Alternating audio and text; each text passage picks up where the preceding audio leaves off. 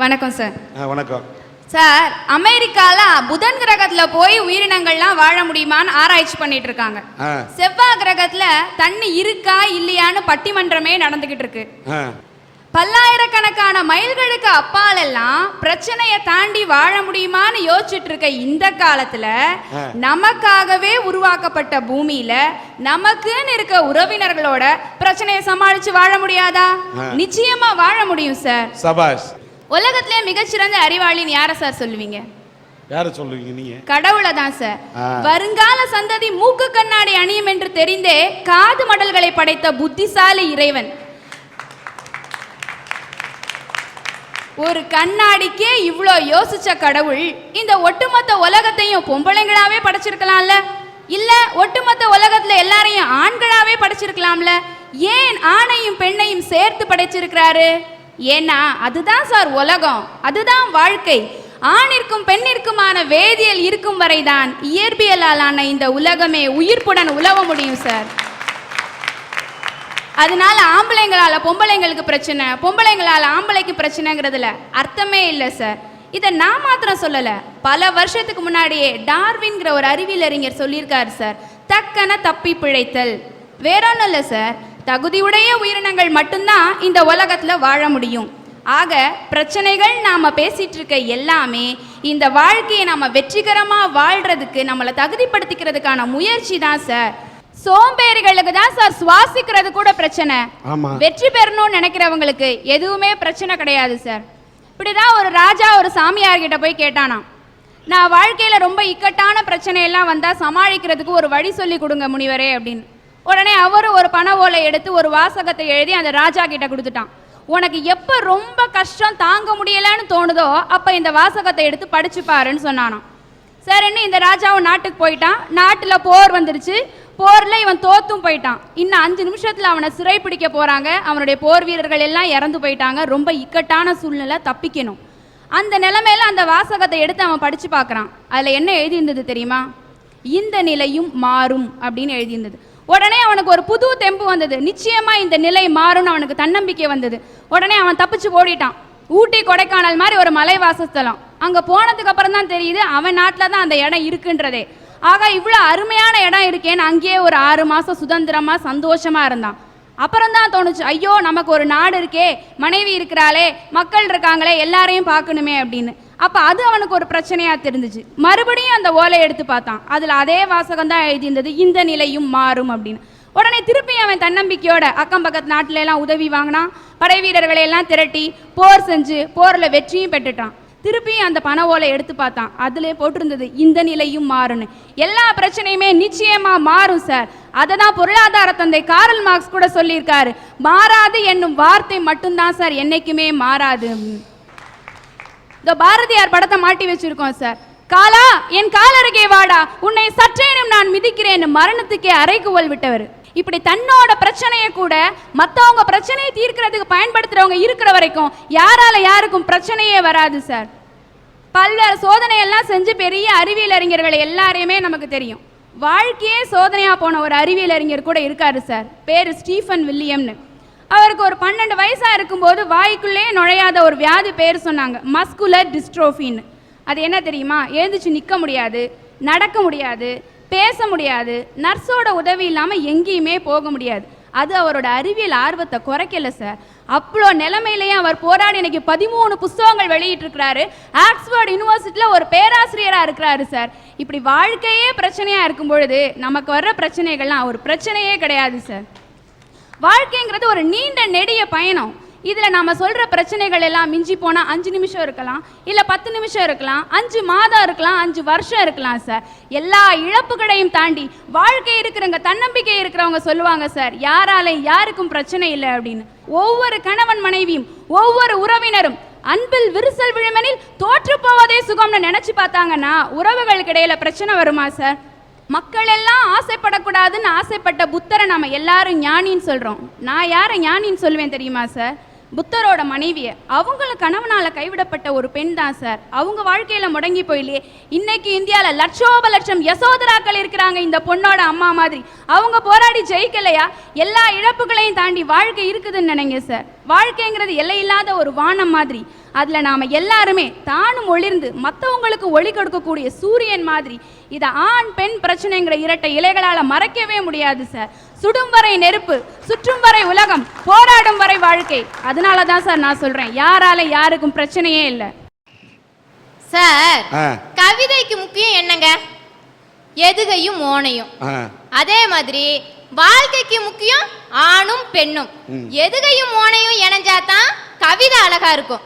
அதே மாதிரி ஆணும் பெண்ணும் இணைஞ்சு சந்தோஷமா வாழ்ந்தாதான் அந்த வாழ்க்கையும் அழகா இருக்குங்க சார். நல்ல கருத்தை சொன்னீங்க. கவிதையில எதுகையும் மோனையும் இருப்பதோடு நல்ல ஆழமான பொருள் இருக்க வேண்டும். பொருள் இருந்தாதான் கவிதைக்கு அழகு. இது என்னோட தாழ்மையான கருத்து. நீங்க தொடருங்க. பொருள் இருப்பது கவிதைக்கு அழகு, பெண் இருப்பது வாழ்க்கைக்கு அழகுங்க சார். ஓகே. கண் இருப்பது முகத்துக்கு அழகு, விண் இருப்பது அந்த நிலவுக்கு அழகு, சூரியனுக்கு அழகு. ஒத்துக்கிறேங்க சார். ஆனா இன்னைக்கு பெண்கள் சந்தோஷமா வாழ்றாங்களாங்க சார், இல்ல வாழத்தான் விடுறாங்களா இந்த ஆண்கள்? இன்னைக்கு கல்யாணமான பொண்ணுகிட்ட கேட்டு பாருங்க, எத்தனை பேர் சந்தோஷமா இருக்கிறாங்கன்னு தெரியும். ஏன் கல்யாணம் ஆன ஆம்பளை கிட்ட கேளுங்க, எல்லாரும் சந்தோஷமா இருக்கிறாங்கன்னு. இவங்க பிரச்சனை கல்யாணத்துக்கு அப்புறம் தான் கிடையாதுங்க சார், கல்யாணத்துக்கு முன்னாடியே ஆரம்பிச்சிருவாங்க. எப்படின்னு கேக்குறீங்களா? இந்த பொண்ணு பார்க்க வருதுன்னு சொல்லுவாங்க, கேள்விப்பட்டிருக்கீங்கல்ல? இதா வரேன் அதா வரேன், இதா வரேன் அதா வரேன்னு சொல்லிட்டு 10 நாள் கழிச்சு வருவாங்க சார். இந்த ஜூவுக்கு போனீங்கன்னா கூட டிக்கெட் வாங்கிட்டு போவீங்க. இவங்க ஓசிலே வந்து பச்சு வச்சு எல்லாம் திங்கறதையும் தின்னுபுட்டு கடைசியில சொல்லுவாங்க பாருங்க அழகா ஒரு வார்த்தை, என்ன தெரியுங்களா?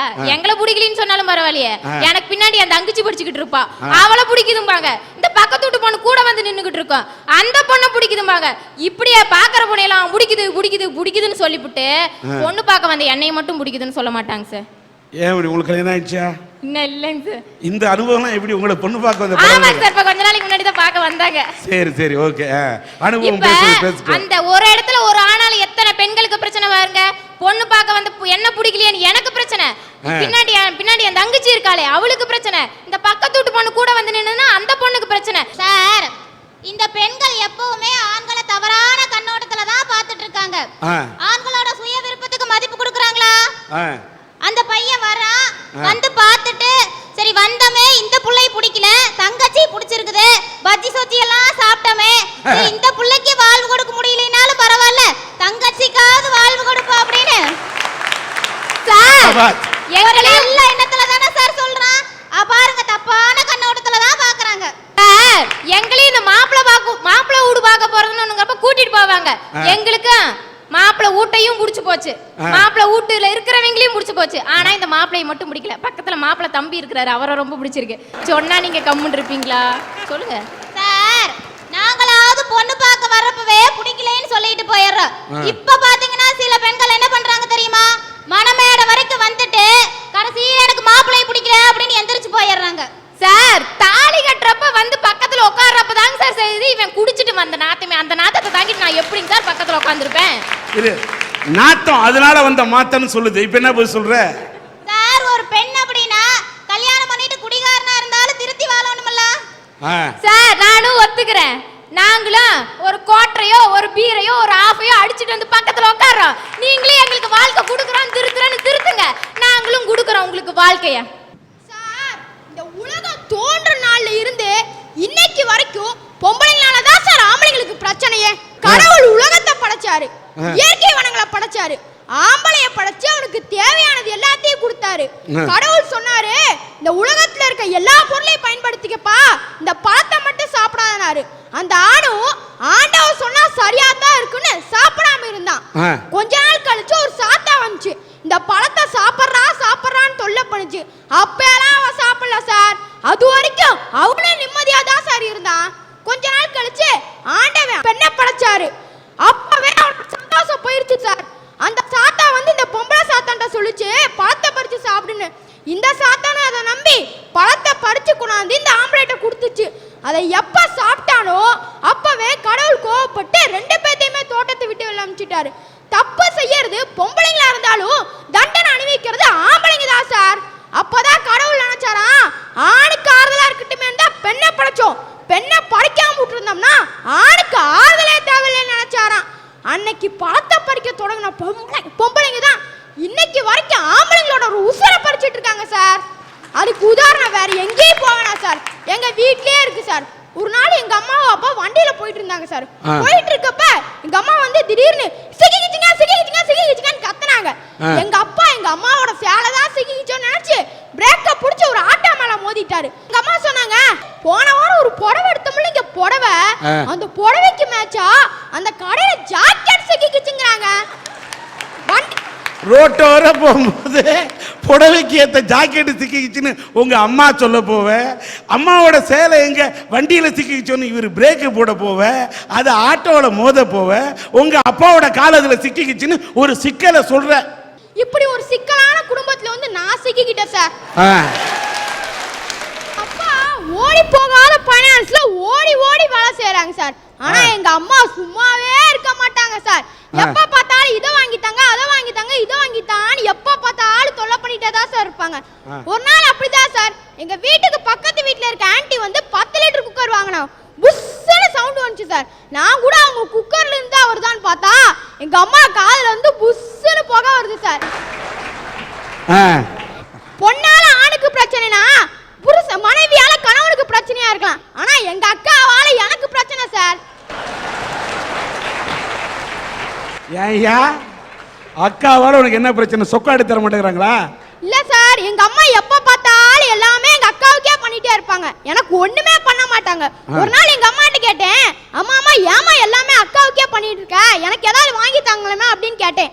அவ இன்னும் கொஞ்ச நாள் தான் இங்க வாழ்வா, பெரியவளானா வேற இடத்துல போய் வாழ்றாங்க. வாழ்றாங்களே, அவங்களுக்கு மட்டும் தான் வாழ்றாங்களா? ஏன் எங்களுக்கு வாழ்க்கையே கிடையாதா? எங்க அக்காவுக்கு காதுல போறதுக்கு கம்மல் வாங்கி கொடுத்தாங்க, மூக்குல போறதுக்கு மூக்குத்தி வாங்கி கொடுத்தாங்க, கையில போறதுக்கு வளையல் வாங்கி கொடுத்தாங்க, கால்ல போறதுக்கு வெள்ளி கொலுசு வாங்கி கொடுத்தாங்க. ஆனா எனக்கு தான் சார் ஒண்ணுமே வாங்கி கொடுக்கல. எங்க அம்மாட்ட போய் கேட்டேன், அம்மா எனக்கு ஏதாவது வாங்கி தாங்களேமான்னு கேட்டேன். எங்க அம்மா வேலையை பார்த்துட்டு போடானாங்க. அப்போதான் எங்க அப்பா திருவண்ணாமலையில இருந்து வந்திருந்தாங்க. எங்க அப்பாட்ட ஆசையா போய், அப்பா எனக்கு என்னப்பா வாங்கிட்டு வந்திருக்கீங்க அப்படின்னு கேட்டேன். எங்க அப்பா 2 ருத்ராட்ச கொட்டை வாங்கிட்டு வந்திருக்கேனாரு. எதுக்குன்னு கேட்டா, எங்க ஒண்ணு உனக்கு ஒண்ணு எனக்கு, உங்க அம்மாவை கட்டினதுனால நான் ஒண்ணு கட்டிக்கிறேன், உங்க அக்காவுக்கு தம்பியா பிறந்த பாவத்துக்காக நான் ஒண்ணு கட்டிக்கிறேன்னு சொல்லி நாங்க எங்க போனாலும் இந்த ருத்ராட்ச கொட்டையை போட்டுட்டு சார் அலையறோம். எங்க கையில திருவோடு ஒண்ணுதான் சார் இல்ல. அண்ணாமலையாருக்கு அரோகரா. நான் உடுத்துற உடையில குறை வச்சாலும் பரவாயில்ல சார், சாப்பிடுற சாப்பாட்டுல குறை வச்சாலும் பரவாயில்ல சார். என்ன தமிழ் மீடியத்துல படிக்க வச்சு எங்க அக்கா இங்கிலீஷ் மீடியத்துல படிக்க வச்சு. ஐயோ, என்னம்மா உனக்கு ஏதாவது உத்ராட்ச கொட்ட பிரச்சனையா? இல்ல சார். சார், இங்கிலீஷ் மீடியத்துல படிச்சாதான் சாதனை படிக்க முடியுமா? தமிழ் மீடியத்துல படிச்சா சாதனையே படிக்க முடியாதான். தமிழ் மீடியத்துல பத்தி எத்தனை பேர் சாதனை படிச்சிருக்காங்க? ஏன்க்கா நீங்க தமிழ் மீடியமா இங்கிலீஷ் மீடியமாங்கா? English medium. அதான் நான் பார்த்தேன், தமிழ் மீடியத்துல படிச்சிருந்தா தெரியும். சபாஸ். அக்கா நீங்க எத்தனாவதுக்கா படிக்கிறீங்க? 5th standard. இங்க பாருங்க சார் நிலைமையா, 5வது படிக்கிற பொண்ணை பார்த்தா 10வது படிக்கிற மாட்டா இருக்கு, 10வது படிக்கிற என்ன பார்த்தா 5வது படிக்கிற மாட்டா இருக்கு சார்.